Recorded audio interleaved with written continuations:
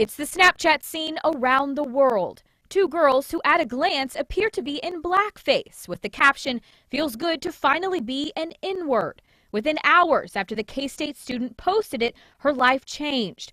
The Snapchat went viral and the floodgates of backlash from people all over the world came pouring in. One tweeted, "Her name is a verb for ignorance now." Another said, "If you're one of the people who think she isn't racist, you're just as big of a problem as she is." And my first reaction would be, what are you thinking? We showed social media expert Jim Grant the photo circulating online. He says all too often people think because the picture is sent through Snapchat, it'll be private and gone seconds later. It doesn't get deleted. It gets indexed by the search engines. It gets shared by friends. Someone saves it on a hard drive somewhere. It just doesn't go away. A lesson learned the hard way. Hours after the Snapchat was posted, K-State released a statement. It reads in part, "The involved person is not currently enrolled at the university. It is our understanding the second individual in the photo is not associated with the university." Meanwhile, the former student headed back to social media, this time to apologize. She says it wasn't blackface, but instead a clay facial mask. She says she meant for it to be funny, but understands it should never be joked about. A Snapchat, she says, was meant to be a private post, an inside joke. But neither her former university nor thousands across the world are laughing. Just know today that nothing's private. Hello, everybody, and welcome to the Wake Up Report. And if you saw the 5 Heartbeats, you remember that line that actor Michael Wright, after he was zoned out on drugs and stuff, said, "How does it feel to be me?" Well, a young lady from Kansas State University kind of sort of asked the same question, but got a decidedly different response. Miss Paige Shoemaker from Kansas State University, or formerly of Kansas State University, got booted out of the university over not so much a photograph that she posted, but the comment that accompanied the photograph. She and a friend had that face mask, face peel stuff that you put on your face, and posted it on Snapchat. No big deal. But it was the line that followed the photograph. Miss Shoemaker wrote, "Feels good to finally be a nigga." Now, with the face mask now taking a decidedly different turn, it now becomes blackface. And the comment that she posted, of course, a backlash of controversy and negative responses. The biggest response from Kansas State University, they responded by booting her out of the university. Now, Miss Shoemaker did take to the internet and she apologized for the entire incident. So she owned up to it. It's not like she was ducking it or anything like that. Or it's not like these days when people tweet something or they post something and they backtrack it and then try to make these ridiculous apologies for something that they meant to say. So she apologized for the remark. Don't know if they're going to let her back in school, but you figure lesson learned. People have gotten booted out of school for way more serious stuff. So she learned a lesson, and she said, "Hey, this is probably key to the whole thing. I use the word around my circle of friends, so didn't see anything wrong with it." And she did, according to black people logic, she did spell it right. She spelled it N-I-G-G-A, which is supposed to be different from N-I-G-G-E-R. N-I-G-G-E-R, according to black people, is derogatory, while N-I-G-G-A is a form or term of endearment. And if you believe that load of crap, I got a bridge in Brooklyn, I'll sell you something like that, man. So anyway, Miss Teen USA found herself in a similar situation. I believe she was from Texas. In a series of tweets, used the word nigger in response to somebody, and she came back, and again, she apologized for it. But of course, black people were incensed and outraged that this white girl, just like this white girl, would use the word nigger, or this white girl would use the word nigger and wearing blackface at the same time. Never mind, black people built an empire off of calling each other nigger on records all day and all night. So with the Kansas State incident, the issue of blackface once again became a hot topic. Blackface would really take center stage with the release of the movie The Jazz Singer. starring Al Jolson, where he did the whole mammy thing and all that stuff. Don't know if the jazz singer was supposed to be based on a black man. This is where racism really comes into play, where if something is about a black man, a movie or a story or something like that, well, the racism says we're not going to hire any black people to play black people, so we'll just play the black people ourselves. And of course, what accompanies that portrayal are all of the negative stereotypes of things that white people want to make fun of. Everything from your favorite cartoons, from Mickey Mouse to Bugs Bunny to everything. There's been a calculated effort by white Jews in particular, because white Jews owned all those studios. White Jews run the movie business. So you had white Jews cranking out these derogatory images to just assault the image of the black man and the black woman around the world. These images, not only in movies, but advertisements and toys and things like that, just all over the world.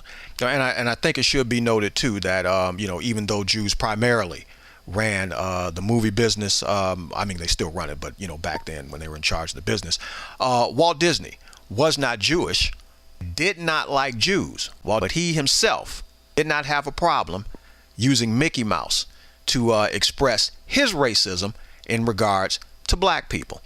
The D.W. Griffith movie, Birth of a Nation, which is regarded as a classic, but what was front and center was the portrayal of blacks in the movie. And if you've ever seen Birth of a Nation, probably one of the most pivotal scenes in the movie is it depicts what could possibly happen if blacks in the South took over and were in charge of the country. So of course what follows are just nothing but derogatory images and all kinds of stereotypical things. But it is to be noted that the Birth of a Nation movie had such an effect on the South that it was actually the catalyst for the rise of the Ku Klux Klan.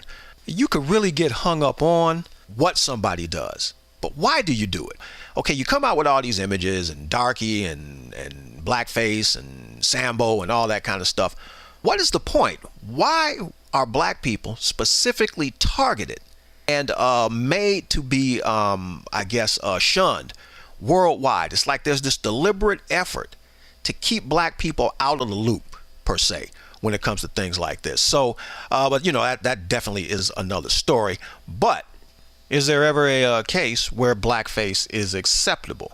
Ted Danson caused a uproar back in the day when, I guess, during a roast for Whoopi Goldberg, he appeared in blackface. Shakespeare play Othello, in which Othello is a black man, but that character is routinely played by white actors who put on blackface to play a black man.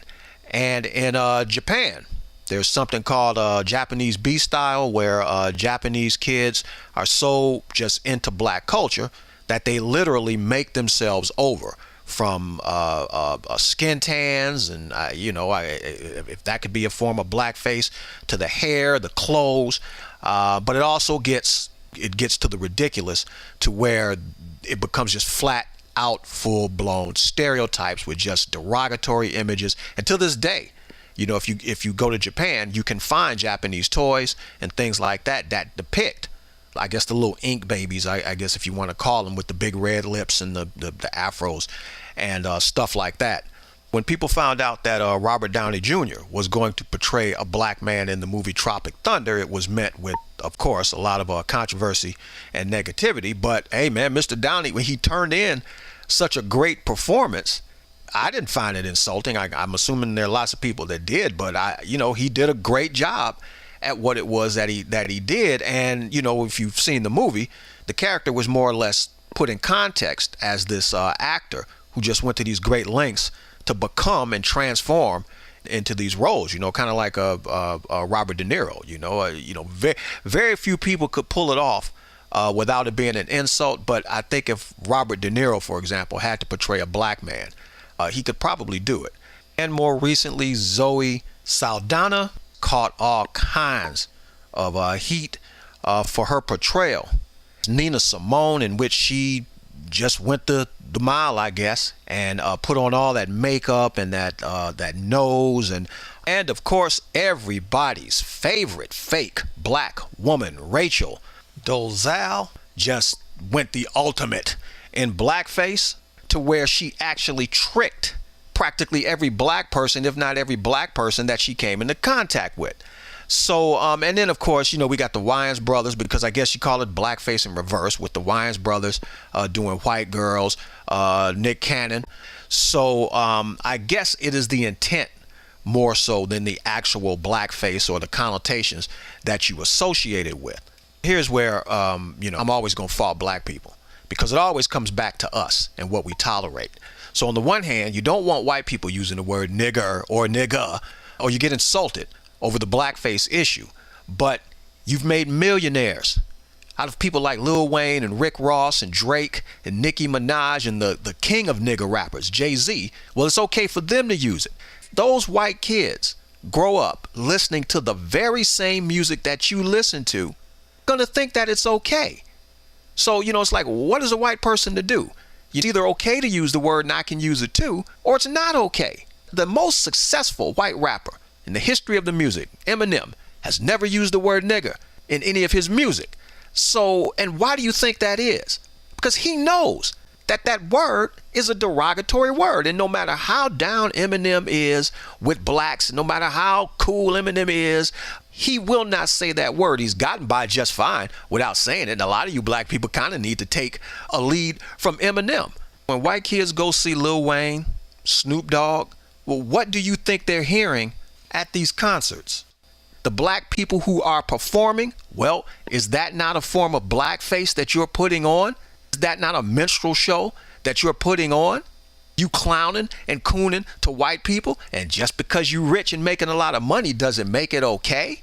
It is not really what somebody says or thinks of you. It is what you say and what you think about yourself. And if you don't respect yourself, if you let yourselves wallow in negativity and negative stereotypes and calling each other niggers and making an industry out of the word nigger, then people who look at that are going to follow suit. Nobody respects anybody who doesn't respect themselves. So this kind of stuff, hey man, it used to make me mad, but it can't make you mad anymore. You've gotten exactly what you wanted. This is your equality. This is the nigger version of Martin Luther King's dream, where young black boys and young white boys can call each other nigger in the spirit of peace and harmony. And you know that what I just said is a bunch of crap, but you co-sign on it, just like Snoop is co-signing on this guy. What are you mad at when somebody's doing the very thing that you say is okay? All of it is wrong. Either everybody can say it or nobody should say it. But in regards to the issue of blackface and white people, I am going to play Riddler and leave you with a little bit of a riddle. So riddle me this. If imitation is the sincerest form of flattery, how can you imitate something that you already are? This is KTM and the Wake Up Report saying think a little bit. It will do wonders for you.